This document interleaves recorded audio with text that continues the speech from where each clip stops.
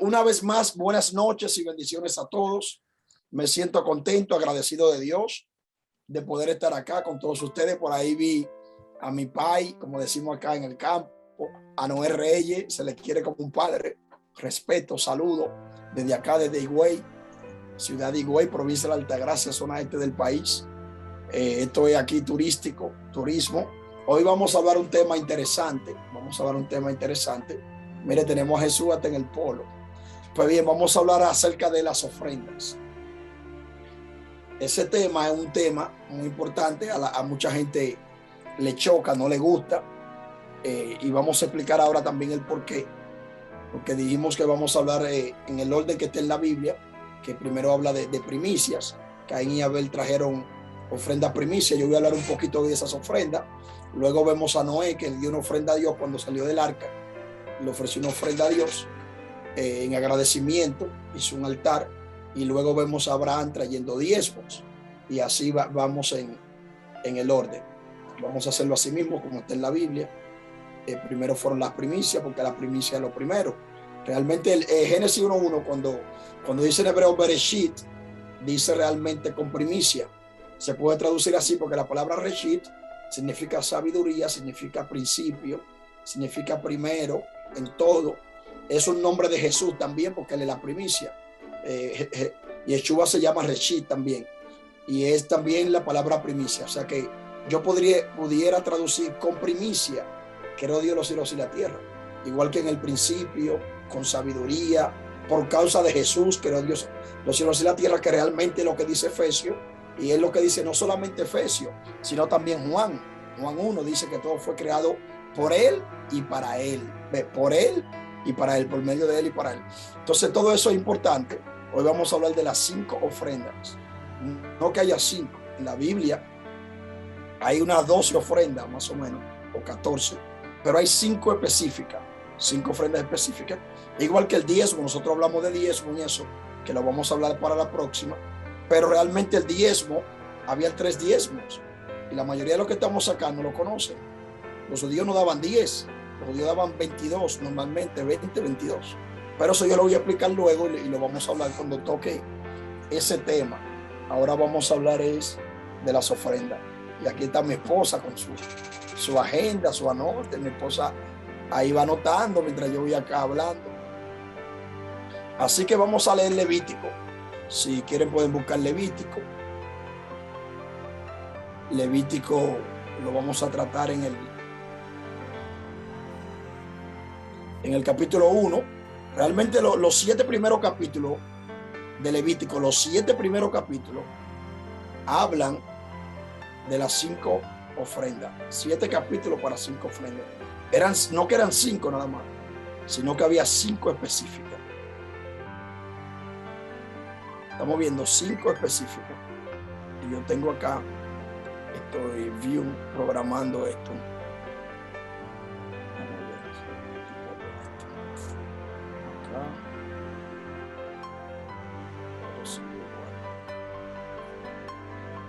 Un segundito.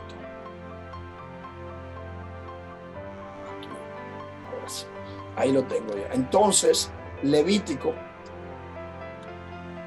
21, 2, 3, 4, 5, 6, 7. No lo vamos a leer todo, pero vamos a leer un poquito. No puedo compartir la pantalla, amado. Estoy bloqueado.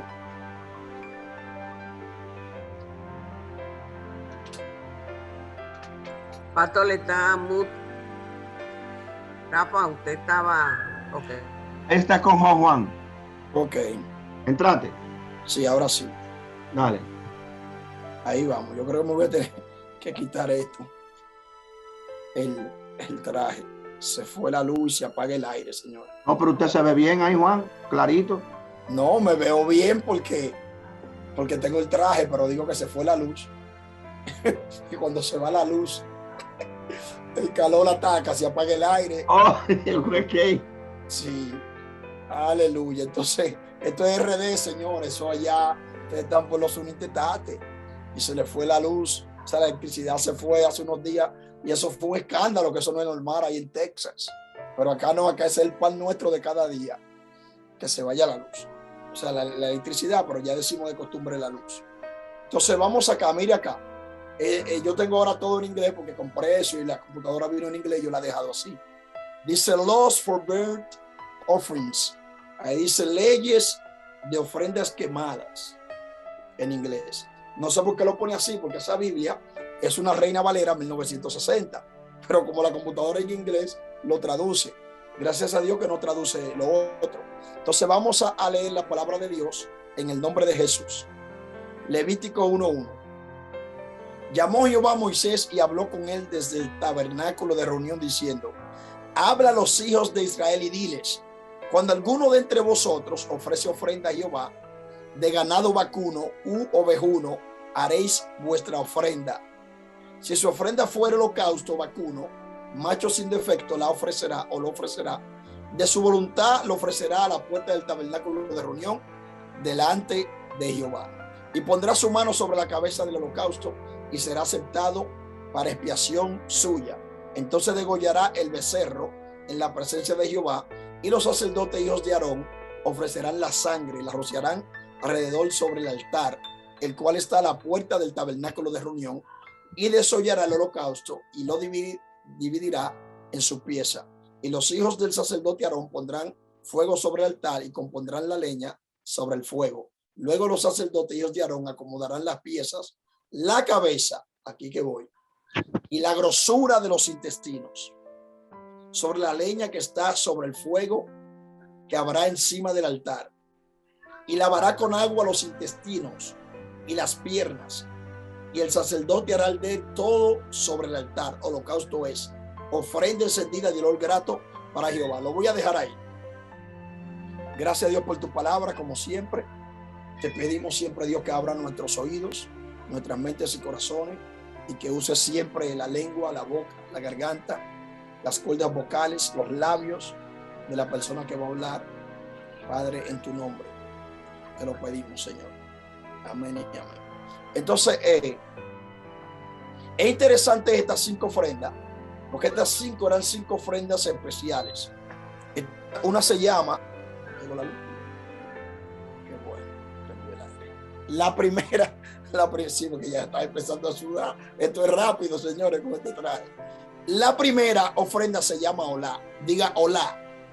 Dígalo ahí para que practique y se le grabe. Olá. La palabra del verbo realmente olá es que viene la palabra holocausto. Holocausto, olá. Olá significa subir. Entonces una ofrenda olá es una ofrenda que sube hacia Dios. Se dice que cuando el hombre peca, la presencia de Dios se aleja de la tierra. El hombre peca, se sigue alejando. Entonces cuando el hombre se arrepentía, se humillaba, la mostración externa de que él había creído en el perdón y había creído en el arrepentimiento y se había arrepentido, era haciendo una ofrenda, algo visible. Es como el bautismo, que es una muestra de arrepentimiento y de la fe en la muerte y la resurrección de Jesús, visible, externa. Amén. Entonces, tenemos que cerrar los micrófonos. Un segundo.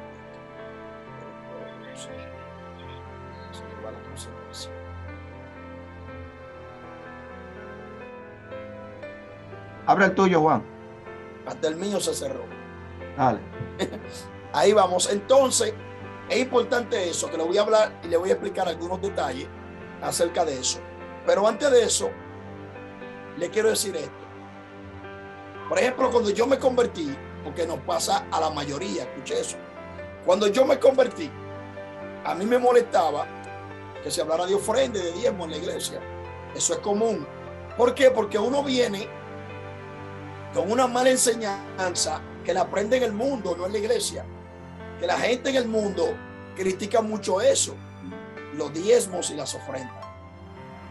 Lo critican, pero es por ignorancia. Entonces, cuando uno viene con ese miedo y ese temor, y cuando uno ve que están hablando de diezmo, ofrenda a la iglesia, mayormente uno se molesta y a la gente no le gusta. Por eso las iglesias en Latinoamérica no son tan bendecidas. Por ejemplo, tú vas a Colombia, en Bogotá hay iglesias de 85,000 miembros. Por ejemplo, la de Ricardo Rodríguez tiene como 50,000 miembros y no es la más grande, es una iglesia mediana con 50,000 miembros. Donde dicen, amén, amén, que está en Bogotá. ¿Por qué en esos lugares la iglesia crece tanto? Sabemos que Colombia es grande, claro, pero Bogotá es del tamaño de República Dominicana.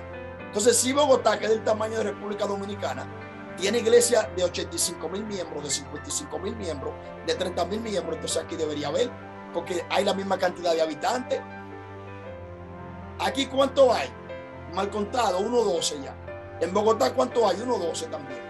Entonces, ¿cómo es que en Bogotá puede haber iglesia con tantos miembros? Y aquí en Dominicana, la iglesia más grande no llega a 1,500. La iglesia más grande no llegan a 1,500. La iglesia más grande aquí son la de Bogar, la de Los Molina, la de Ponciano, y ni a 1,200 yo creo que llega. Una de las más grandes es la de Fleming, en Barahona, y no llega. Coge 2,000 personas, pero no están ahí, porque yo he predicado en ambas de esas. Estamos viendo, pero ¿por qué entonces no crece? Hay que hacerse esa pregunta, porque según los mismos colombianos, nosotros adoramos más que ellos. Eso lo dice. Yo traje el apóstol Saudú, que me dice que aquí la adoración es más fuerte que en Colombia, que aquí el don de profecía es más fuerte que en Colombia. Y él es profeta, y un profeta fino. Yo he visto pocos profetas, como el Saudú, que yo he visto solamente, ¿sabe a quién? A Gustavo Páez, de allá mismo de Colombia, y son de la misma escuela los dos. Estamos viendo. Y él dice que aquí la profecía es fuerte en Dominicana y la adoración, pero no hay iglesia grande. ¿Por qué? Porque para hacer un templo grande, ¿qué se necesita? Se necesita dinero. Entonces, como aquí la gente tiene miedo a hablar de dinero en las iglesias, porque la gente se le va y critica al pastor. Entonces eso ha creado un miedo. Por ejemplo, yo me congrego en una iglesia que tiene ya como 11, 15 años y nunca habían hablado de ofrenda y diezmo. El primero que habló fui yo, y yo lo que tengo es como 5 meses ahí. Y todo el mundo me dijo, mira, allá nunca se había hablado de eso, de finanzas. Entonces, ¿cómo crecen financieramente si no se educan, si no aprenden, si no saben? Estamos viendo.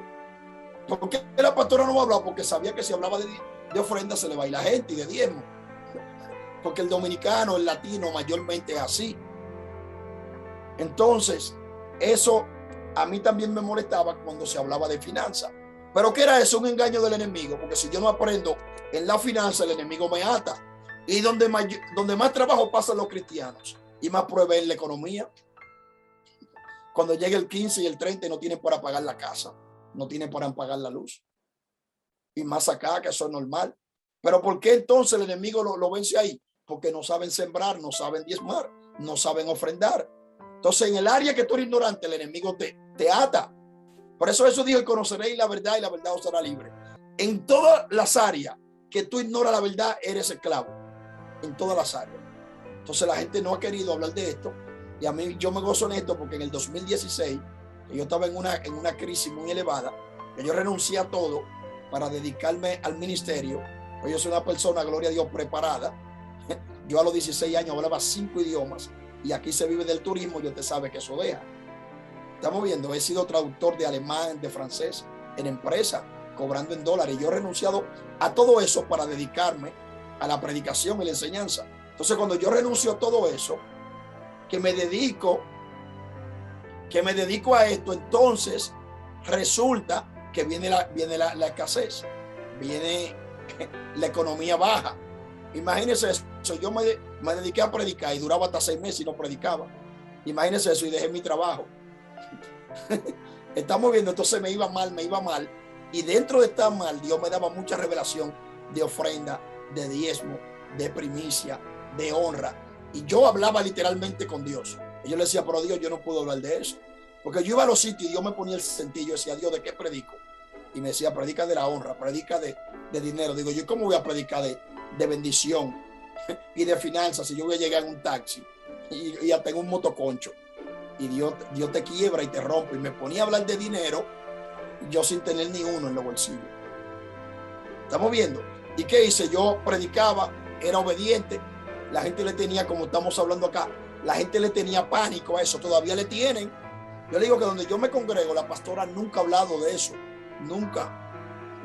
Y la primera vez que yo hablé, nadie me habló, nadie me dijo. Se quedaron sorprendidos. Estamos viendo. ¿Y qué ha habido? Ha habido un movimiento y se ha ido expandiendo y la gente está siendo bendecida. Y me dicen, Dios me dio una palabra, Dios me dio una palabra. Yo prediqué ayer, domingo, en mi iglesia y me quedé sorprendido que una persona ahí en una iglesia normal me sembró toma cuando yo miré $100. Esa palabra fue muy fuerte. Me marcó. No estoy diciendo eso para que me den. Estoy diciendo para que ustedes vean los cambios que Dios hace. Cuando la gente aprende, la gente entiende lo que tiene que hacer. Porque los principios bíblicos, esos son muy claros. Cuando usted lee Génesis, desde Génesis, usted aprende de la siembra, aprende del dar y todo eso. ¿Por qué? Génesis 1 dice que cada árbol daba acorde a su especie.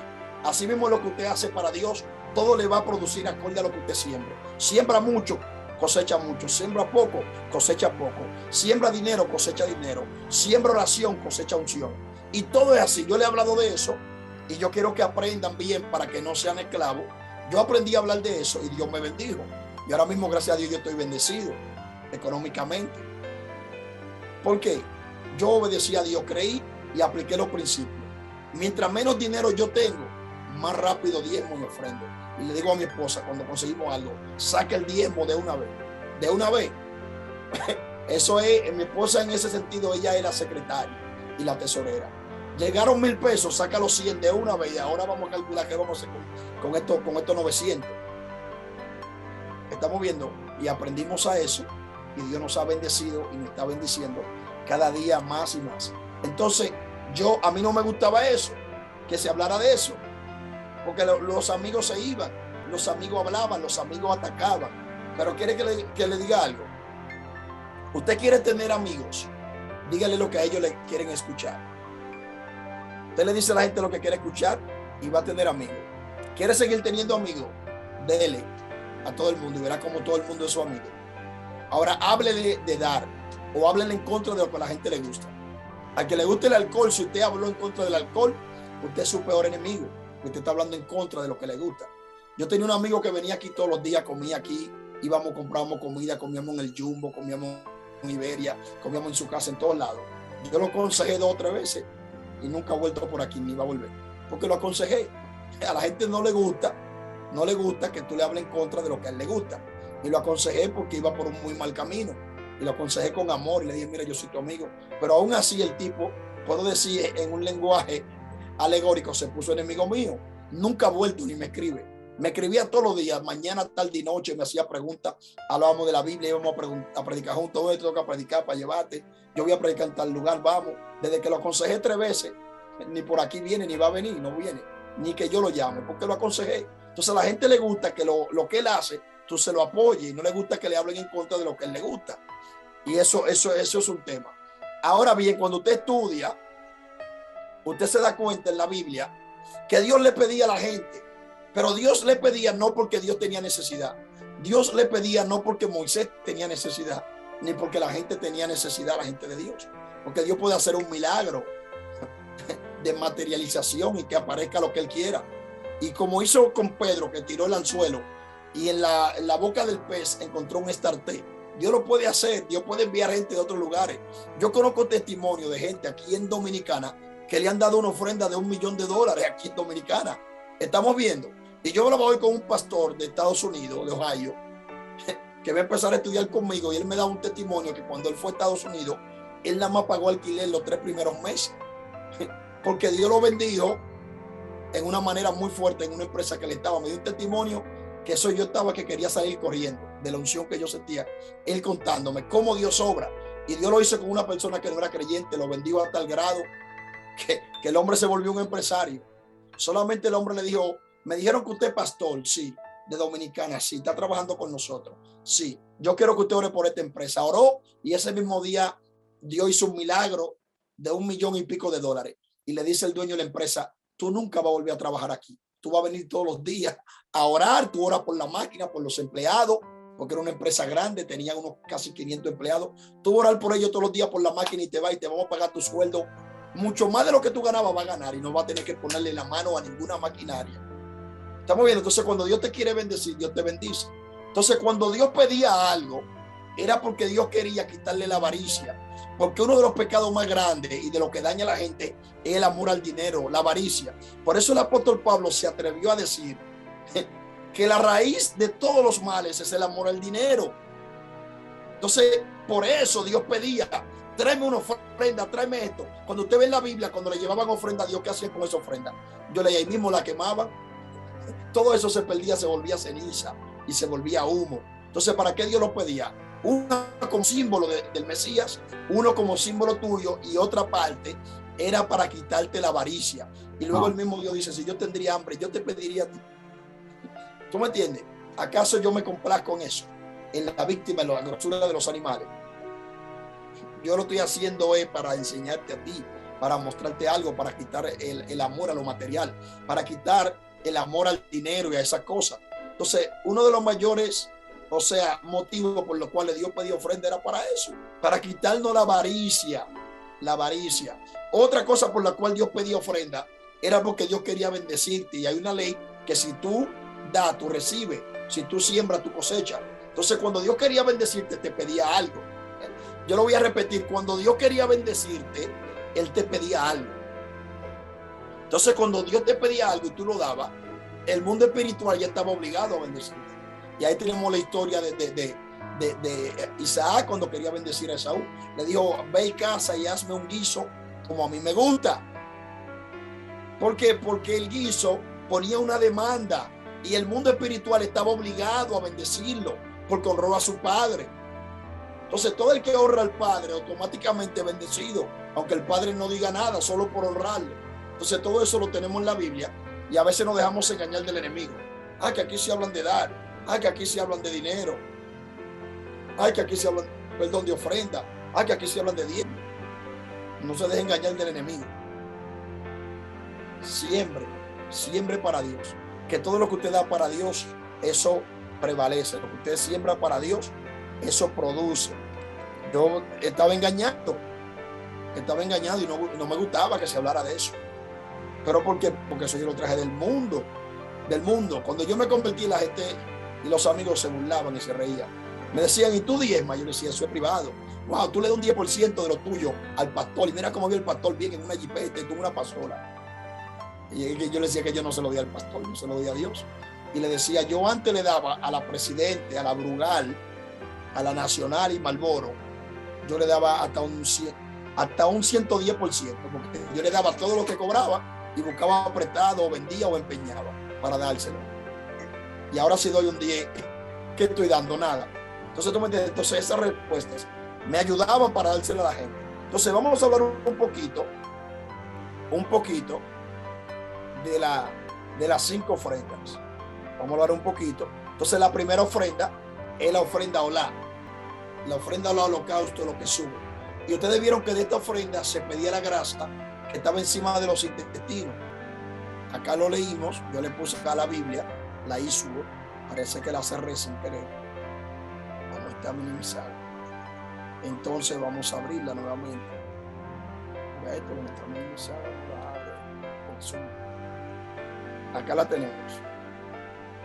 Mire ahí, leímos que aquí habla y lavará con agua los intestinos y las piernas. Pero mire cuál es la parte importante aquí. La cabeza, los intestinos y las piernas. La cabeza, porque el animal muchas veces era una simbología nuestra. Entonces la cabeza está hablando de los pensamientos. O sea, tus pensamientos, porque tú le dabas algo a Dios, pero ese algo tenía que estar conectado a algo tuyo. Dios decía, de ese animal, yo quiero la cabeza. O sea, Dios está diciendo, dame tu pensamiento. Que tu pensamiento esté conectado a mí, dirigido a mí, dedicado a mí, tu pensamiento. Ahora yo quiero también de ese animal, quiero las piernas. ¿Qué es la pierna? La pierna en el animal representa el accionar, el caminar, andar, que es una vida, la forma en que tú vives.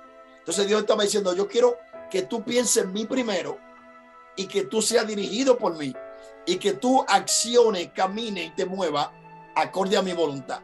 Entonces, para que eso suceda, tú tienes que quemar tus deseos, tienes que quemar tu accionar y tienes que entregar la grasa de los intestinos, que es donde están las emociones. O sea, hay que entregarle a Dios los pensamientos, el accionar y las emociones en esa ofrenda. Entonces, esto se quemaba Y cuando esto se quema, el humo sube. Entonces, como la presencia de Dios estaba alejada y apartada, esto hacía que la presencia de Dios se acercara. Entonces, la ofrenda, eso es algo muy fuerte. Es algo muy fuerte. Los judíos conocen esos principios y por eso los judíos, es difícil ver a un judío pobre, señores. Claro que en todo el mundo hay gente pobre, pero un judío es difícil. Es difícil. Porque número uno, porque ellos saben honrar a Dios. Ellos saben poner a Dios primero. Ellos conocen los principios del reino, de la honra, saben el principio de la siembra. Y aparte de eso, los judíos tienen una ley de ellos que es prohibido ver un judío caído y no levantarlo. O sea, cuando hay un judío pobre, eso para todos los judíos, y todos los judíos se reúnen y le ayudan, le dan dinero, le ponen una empresa, le prestan sin rédito. Eso lo hacen los chinos también. Usted no ve que los chinos vienen aquí y ponen negocio. A veces esos chinos vienen sin ni un peso y vienen a Dominicana, y los japoneses sin ni un peso. Y los chinos que están acá le dicen busca un lugar. Ellos estudian el lugar, el tipo de gente y ponen una tienda. Y esa tienda la ponen sin ni un peso de ellos, sino que los otros chinos que están en el país le prestan para que no le coja prestado al banco, porque saben que el banco, el prestamista, lo va a matar. Entonces los mismos chinos le prestan sin rédito para que el chino viva bien. Wow. Se parece a los dominicanos eso. Sí, que los dominicanos te prestan a un 15 quincenal, que al final es un 30 y a un 20 quincenal. Ellos son buenos todos. En la hotelería lo que prestan a un 20 quincenal. Cuando llega el mes, un 40. Cuando tú tienes un mes y medio debiéndole, ya tú le pagaste más de lo que él te prestó. Seguimos acá. Entonces, mira acá. La otra ofrenda se llama minjá. La primera ofrenda fue la ofrenda de primicia que dio Abel. La segunda ofrenda se llama minjá, que es la ofrenda mecida, lo que se mece. En esta ofrenda también se quemaban los cereales con la intención de que el humo, en símbolo de adoración, subiera hacia el cielo como la primera. Cuando uno enciende algo, el humo va hacia arriba. Entonces ese humo era un símbolo del quebrantamiento, del agradecimiento y el arrepentimiento de quien ofrecía el sacrificio, la ofrenda, y cogía hacia arriba. Ahora bien, cuando usted estudia las ofrendas, los nombres son muy significativos. La ofrenda minjá, la ofrenda mecida, es una ofrenda en adoración.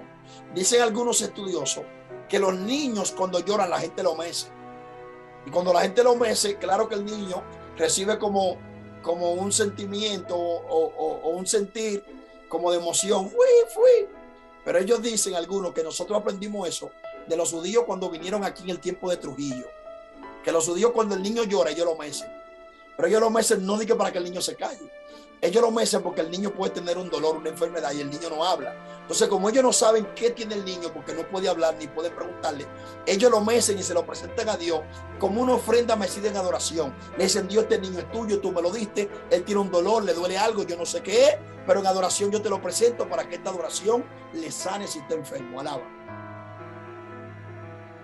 Y usted hace eso y no sabía. Usted cree que era más por el gustito que él coge cuando te lo mece, no.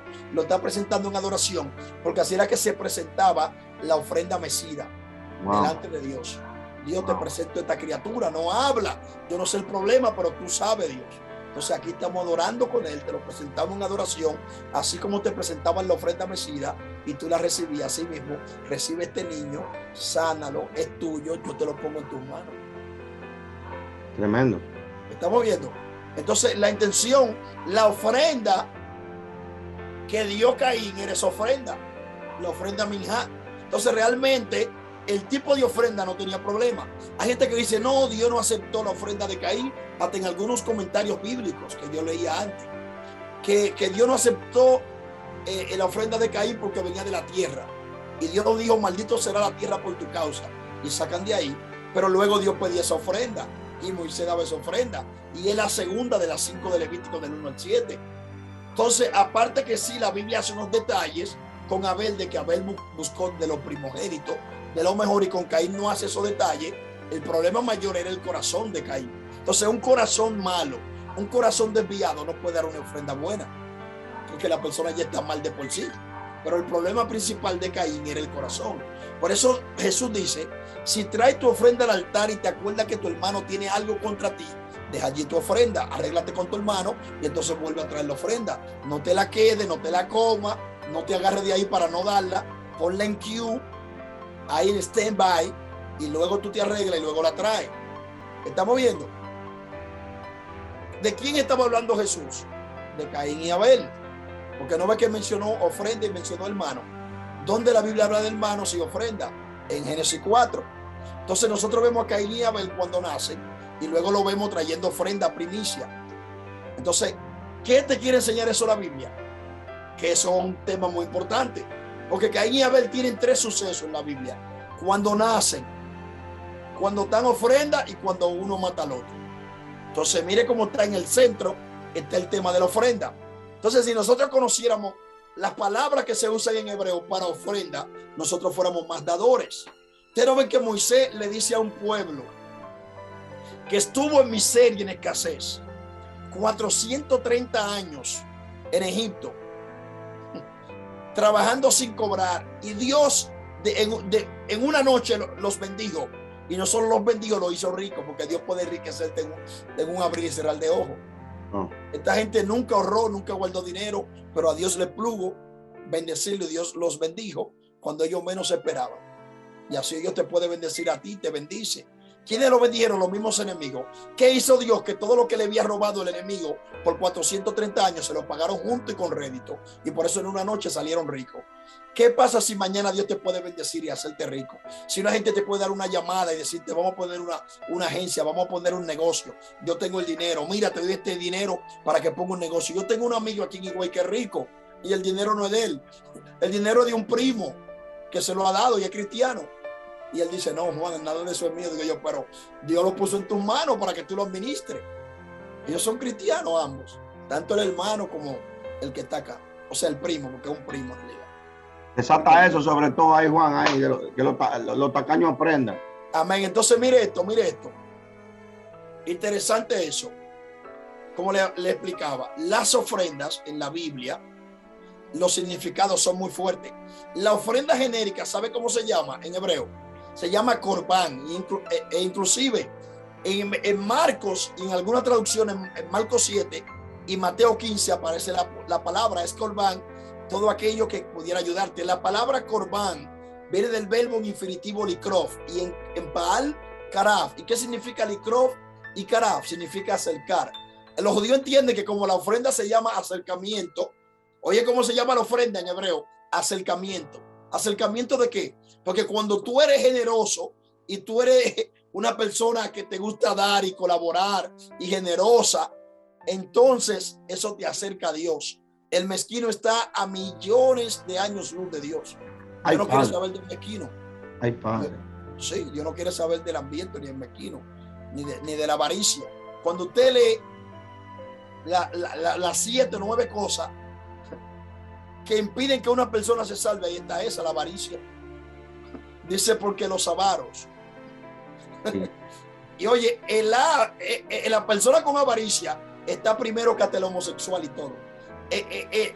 El de la avaricia está como en segundo o tercer lugar. El primero es el cobarde. Dios no quiere saber del cobarde, ahí lo dije. Dice, porque los cobardes lo están en primer lugar. ¿Sabe por qué Dios no quiere saber del cobarde? Porque el cobarde es peor que un ladrón, que un mentiroso, que todo. Porque el cobarde, cuando le mete presión, habla mentira y mete a otro al medio. El cobarde, cuando le mete presión, dice y hace lo que sea. Por eso están primero los cobardes. Ay.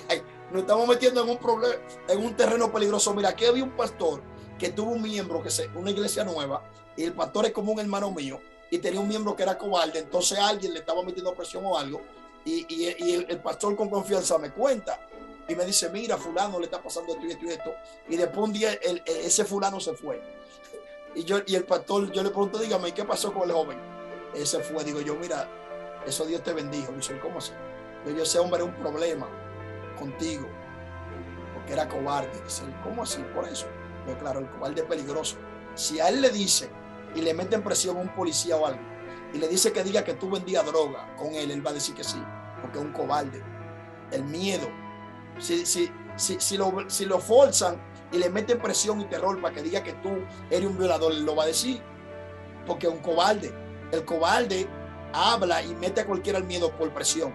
Por eso el primero que habla ahí en la carta a los Corintios dice, porque los cobardes, los homicidas, y va hablando ahí los que tienen avaricia, los avaros, nosotros decimos ávaros, pero dicen los que saben que no se dice ávaros, sino avaros. Problema de pronunciación, igual que mendigo y mendigo. Uno dice mendigo, otro dice mendigo, y así. El caso es que la palabra genérica para ofrenda es corbán, o sea, lo que te acerca. Entonces, mire, la primera ofrenda que hablamos acá es la ofrenda olá, lo que sube, porque esa ofrenda sube como adoración donde está la presencia de Dios, para que la presencia de Dios descienda. La ofrenda minjá, que en adoración, pero es de cereales y frutas, tiene la misma función, se quema para que el humo suba como adoración y la presencia de Dios baje. Cada ofrenda en la Biblia tiene la intención de acercarte a Dios o que Dios se acerque a ti, aunque suene fuerte. Y todo el tacaño va a decir, oye, ahora dije que la ofrenda te acercan a Dios, porque el tacaño no entiende eso, ni el mezquino cree que lo están manipulando. Sí. Y se atreve a decir que eso está blasfemia. Oye, ahora, oye, el mezquino no le gusta que le hablen de dar. La persona que tiene problemas, porque escuche eso, la avaricia y la mezquindad es un problema del corazón. Es un problema del corazón. Una gente mezquina no le hable de dar. Hay en lugares que se habla de dar y la gente no vuelve nunca más. Estamos viendo. Y los ministros no quieren hablar por eso. Entonces la gente no es bendecida, porque la gente cosecha sembrando. Entonces no lo enseñan a sembrar, porque no quieren que la gente se ofenda, no quieren que la gente se vaya. Entonces, por no querer que 2 o 3 se vayan, no enseñamos a ninguno. Si usted tiene 1000 gente en su congregación y usted le va a enseñar de ofrendar, diezmar, de la honra, de la primicia, y se van ahí 500 que se vayan, serio. Y usted va a decir, tú porque no eres pastor. Es que por esos 500 los 1000 no van a dar y van a ofrendar. Porque, oiga eso, el mezquino no solo es que no da, es que motiva a los otros que no den. Y cuando se habla de dar, son los primeros que se quejan. Y la queja contagia a todo el mundo. La queja contagia, contamina. No hay nada que contagie más que la queja. Y son los primeros que murmuran. Para que usted sepa. Entonces, ni dan ellos ni dan los otros. Entonces, los 15 que no les gusta dar ni que hablen de dar, literalmente, si se quieren ir, que se vayan. Y quédese con los 500 que dan. Porque con esos 500 usted va a ser más bendecido. Alaba ahora, se están poniendo serio. Se están poniendo serio. Hay gente que me dice, varón, si yo no diezmo y no ofrendo, yo me salvo. La salvación depende del diezmo y de la ofrenda. Digo yo, claro que no, pero vamos a ver el motivo por qué tú no das. Si tú no das porque tienes avaricia, te va derecho para el infierno. ¿Qué te motiva a no dar? Donde a ti te alimentan en lo espiritual, donde tú sabes que se paga luz, a veces se paga aire, la silla en la que tú te sientas la pagaron. Cuando trae un conferencito, un predicador, le dan ofrenda. El aire que tú tienes ahí lo pagan. Ese edificio se paga mensual.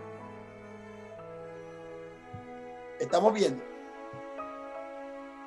Tú vas al cine y tú pagas y no recibes nada de Dios. Al contrario, la mayoría de las veces ahí tú lo que haces es que te contamina y lo pagas gozoso y contento. Estamos viendo. Entonces, todo eso hay que enseñárselo a la gente, que no lo hemos enseñado, no los hemos educado al pueblo de Dios. Y por eso muchas veces no crece económicamente, no avanza y vive el día a día por eso, porque no sabe sembrar, no sabe sembrar. Hay que enseñar a la gente a eso. Entonces, otra ofrenda, mire eso, hay una ofrenda que se usa mucho en la mentalidad y en Israel, que se llama sedaká. Sedaká. Después de Corbán, la más famosa es la sedaká. La sedaká viene de la palabra sedek. La palabra sedek significa justicia. Y todo esto suena duro, pero yo le voy a enseñar la verdad, que suena duro. Eso significa que esa ofrenda hace justicia por ti. Suena fuerte, porque cuando tú ves un necesitado y tú le das, tú estás siendo parte del reino de Dios. Porque el reino de Dios se veía de esa forma. Ayudando, Dios nos ayuda a todo. Dios nos bendice a todo. Estamos viendo. Dice aquí alguien, Proverbios 18:16, la dádiva del hombre le ensancha el camino y le lleva delante de los grandes. Dice acá, tristemente, habemos cristianos que no somos conscientes del gasto que se generan en el ministerio, claro. Pero oiga eso, los católicos no tienen ese problema. Yo soy de Vallaguana, serie 4. Y los 28 de diciembre en Vallaguana hay un día que se llama el Día de los Toros. Y se llama así porque ese día los campesinos le llevan toro al sacerdote que no caben ni en la iglesia ni en ningún lado. Le llevan toro. ¿Cuánto cuesta un toro, señor? Y a veces un solo le lleva 8 y 7 toros. Una sola persona. ¿Cuándo un evangélico ha dado ni siquiera una gallina en una iglesia? Serio, ¿no? Hay que hablar serio con la gente. Pero mire eso, mire ese pastor. Porque yo tengo que decirle la verdad, aunque duela, pero es mejor alguien que te diga la verdad aunque duela y que eso te bendiga, que eso te transicione, que te abra puertas, te abra camino y no que te hablen, te pasen paño, te hablen mentira. Mire eso, aquí en Higüey, el 21 de enero, que es el día de la Alta Gracia, mi hermano, a ese sacerdote le dan toro, ahí le traen 700 y 800 toros regalados para el sacerdote todos los años. O sea, ese sacerdote de acá de la Iglesia Católica, en un solo 21 de enero, recibe más que todo lo que han recibido todos los pastores toda su vida en Higüey. Wow. Entonces nosotros lo criticamos a ellos. Entonces eso es lo que a mí me duele, que nosotros lo criticamos a ellos. Y lo lindo que a ellos tendrían más motivo que nosotros para no dar, porque a ellos les cobran la misa. Cuando ellos quieren una misa tienen que pagarla. Y ahora le van a cobrar hasta los bautismos. Vi yo en la noticia. Y hasta los bautismos lo va a cobrar la Iglesia Católica. Ay. Todo el que lleva un niño a bautizar tiene que pagar 1.500 pesos aquí en Dominicana. Estamos viendo. Y aún así ellos cuando dan más que nosotros. Son más generosos. Creen más en la siembra que nosotros. Eso es increíble. Dice acá, también escriben ahí, dice acá en Colombia por todo se paga en las iglesias católicas. Estamos viendo. Entonces miren esto, la tercera ofrenda. La tercera ofrenda se llama la ofrenda Shelem.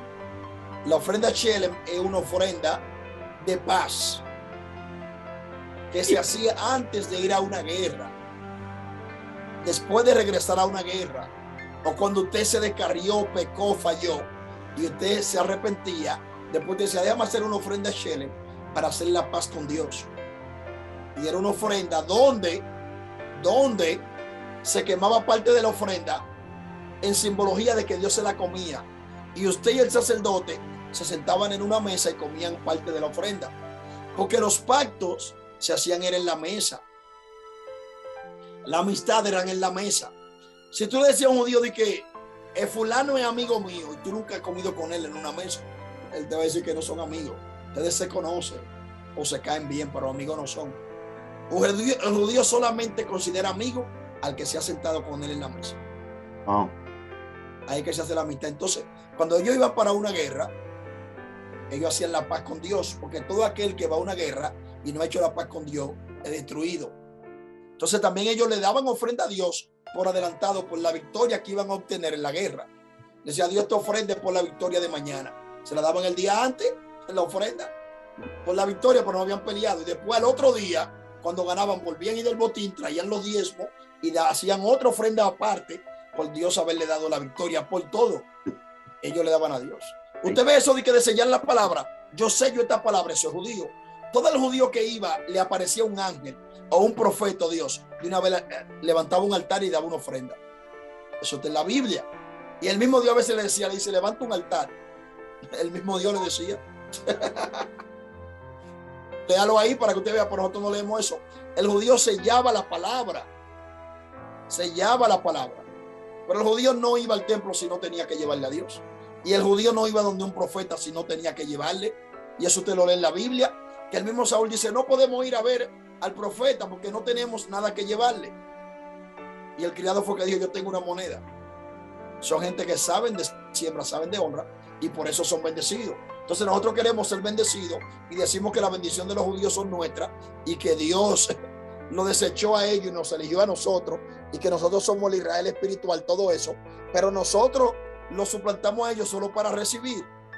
Sí, porque nosotros somos el Israel espiritual, pero es para que Dios nos dé, no para dar. Claro, para recibir las promesas son de nosotros, pero los compromisos son de los judíos. Claro, eso yo lo vengo estudiando. Así, el pastor se está gozando hoy, pero es así. O sea, que, el compromiso es de los judíos para ellos dar, y el de nosotros es que lo den. Tienen que dar ofrenda, tienen que dar animales, los judíos tienen que guardar el sábado, los judíos no pueden esto, pero todas las promesas, aunque estén en el Antiguo Testamento, son de nosotros y nos las sabemos todo. Inclusive tenemos Biblia de promesa nada más, y cuando usted busca la Biblia de promesa, más de un 90% están en el Antiguo Testamento. Y todos los compromisos que hay ahí son de los judíos y todas las bendiciones de nosotros. Y hay unos bárbaros que dicen que el diezmo es para la antigüedad, papá. Sí, exactamente. Entonces, hoy porque estamos hablando de ofrenda, cuando llegue el del diezmo, yo le voy a explicar todo eso, le voy a explicar cómo es el diezmo. Inclusive yo tengo un videito del diezmo en YouTube. Entonces, miren esto, señores. Antes de hablarle de las otras dos ofrendas que faltan, vamos a leer acá, para que ustedes vean. Se lo voy a leer en el Nuevo Testamento, lo podía leer en el Antiguo, pero lo vamos a leer acá. Primera carta a los Corintios. Yo le voy a explicar algo de esto, que esto sí es fuerte, pero yo lo voy a decir, porque estamos acá para hablar la verdad, no para pasar el paño tibio. Entonces, mire acá. Acá, esto es el apóstol Pablo. Dice el apóstol Pablo, esto es primero a los Corintios 9. Aquí, vamos a empezar en el 4. Yo creía que ustedes estaban viendo. Déjenme compartir la pantalla. Miren acá. Dice el apóstol Pablo, ¿acaso no tenemos derecho de comer y beber? ¿No tenemos derecho de traer con nosotros una hermana por mujer como también los otros apóstoles y los hermanos del Señor y Cefas? ¿O solo yo y Bernabé no tenemos derecho de no trabajar?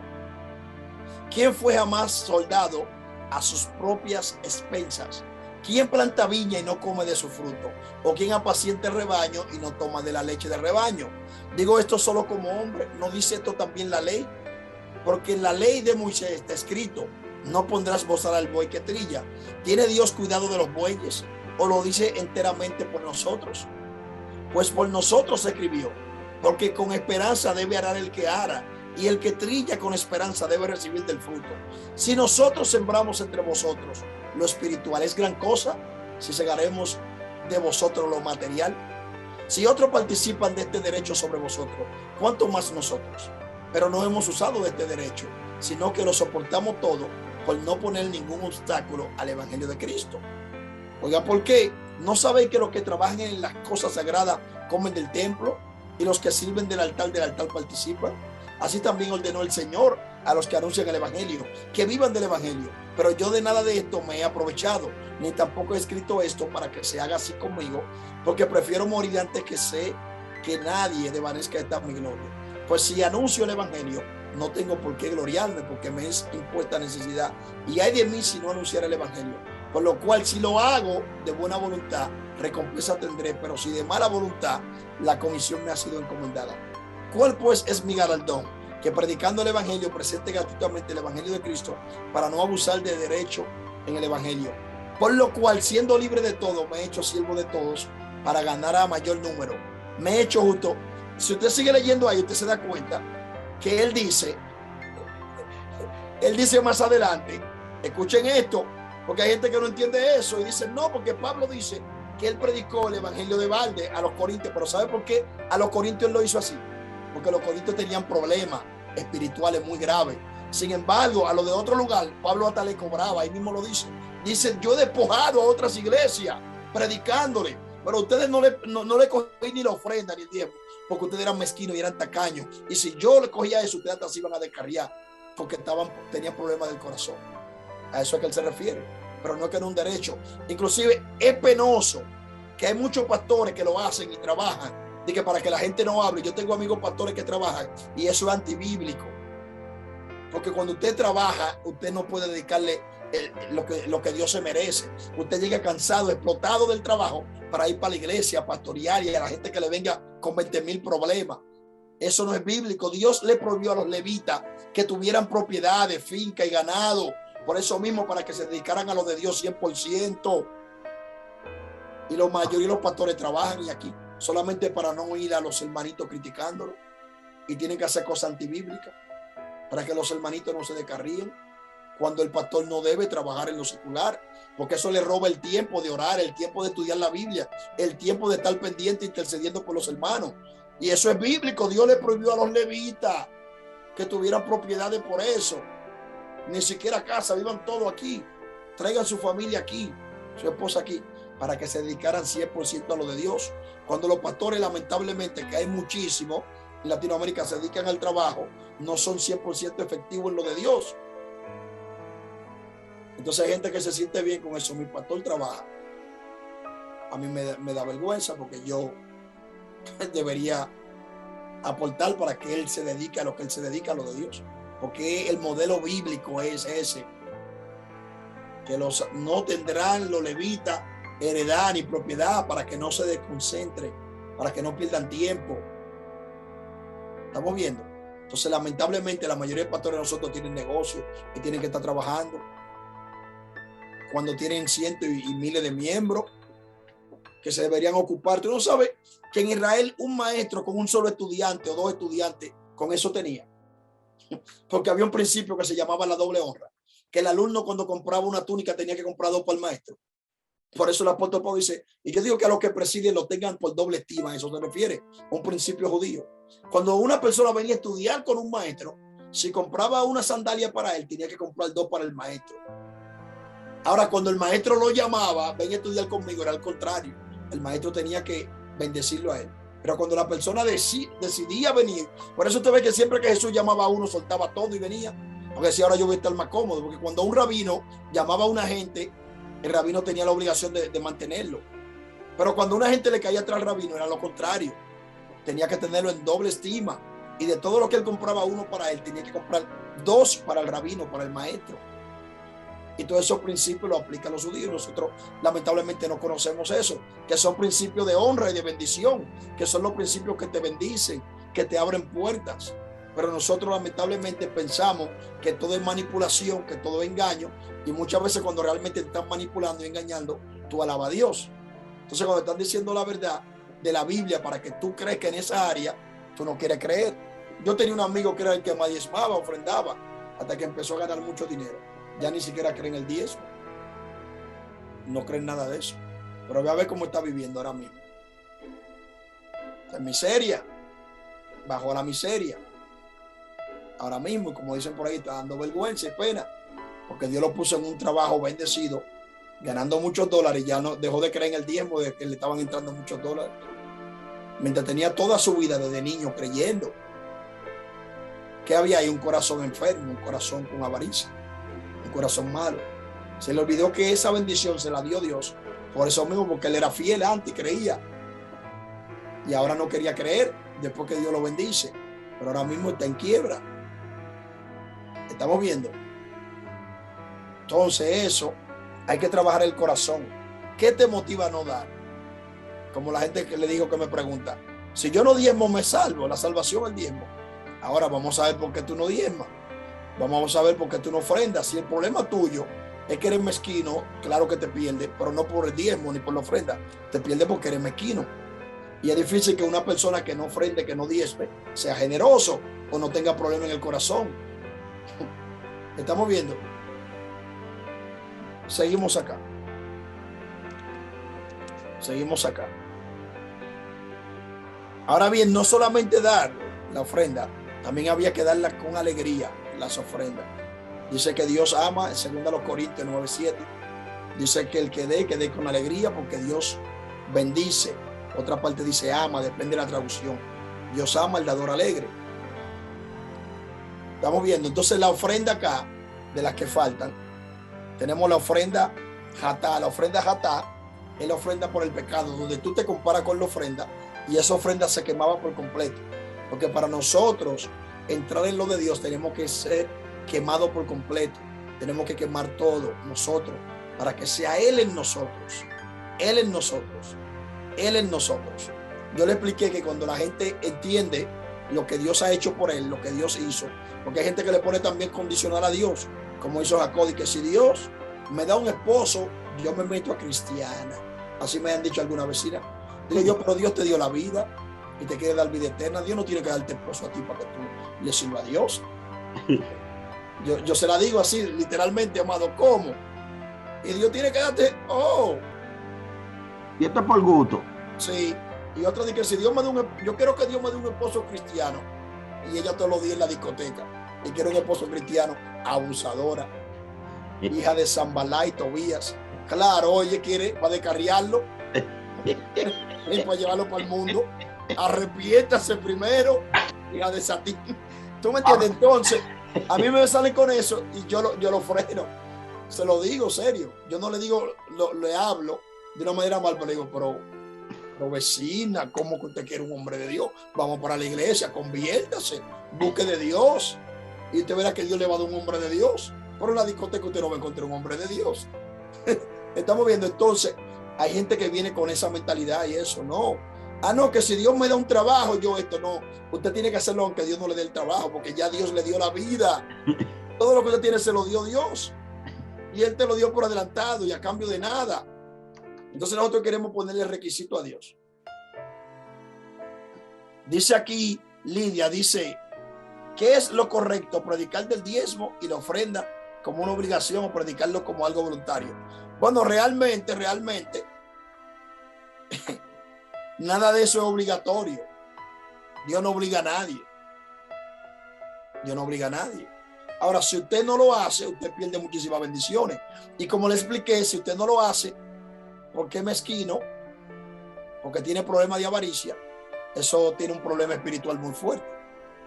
Estamos viendo, usted no ve que Moisés, que él iba a explicarlo ahorita y no termine la idea, a un pueblo que tenía 430 años siendo esclavo en la miseria, Dios lo bendijo en una noche.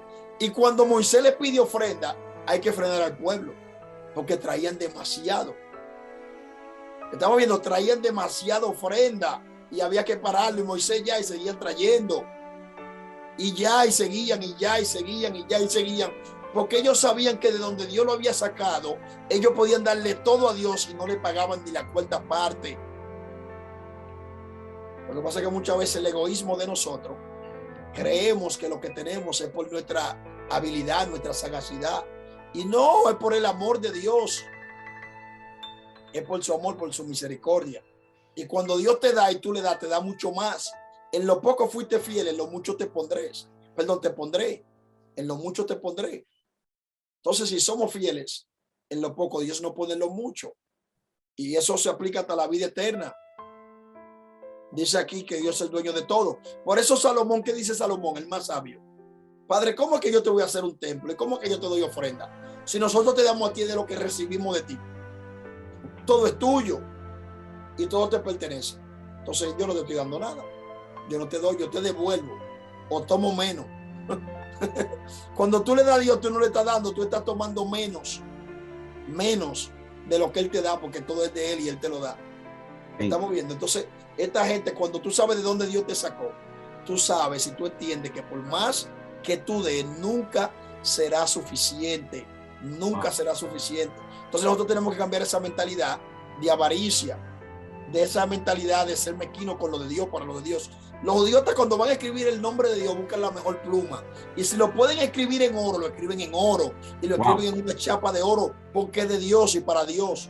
El judío nunca ve, porque nosotros los latinos vemos de que el pastor, los hijos de los pastores, es un engaño del enemigo. El judío no ve eso. Mira, los hijos de Eli le quitaban la carne a la gente, le quitaban los sacrificios, y el pueblo de Israel nunca dejó de ir a dar los sacrificios. De que no, los hijos de Eli viven con la mujer en el templo, los hijos de Eli le quitan ellos siguieron porque ellos sabían que era para Dios, lo que ellos hicieran, ellos iban a dar cuenta, y eso es así.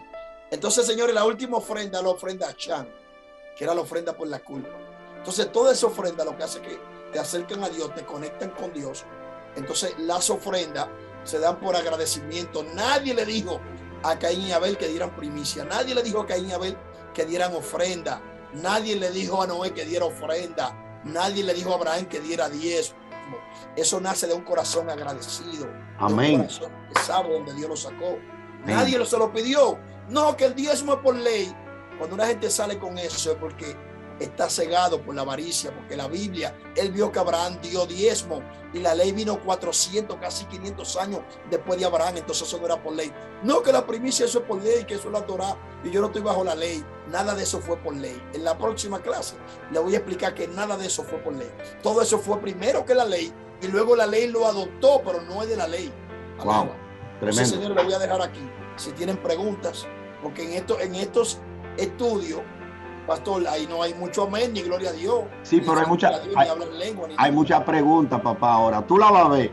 Tú la vas a ver como el corazón va a salir para afuera. Dayan, di, fluye, profeta. Dime eso, no te oigo. Por favor, dóbame, asóbame. Alaba, sopla, quema.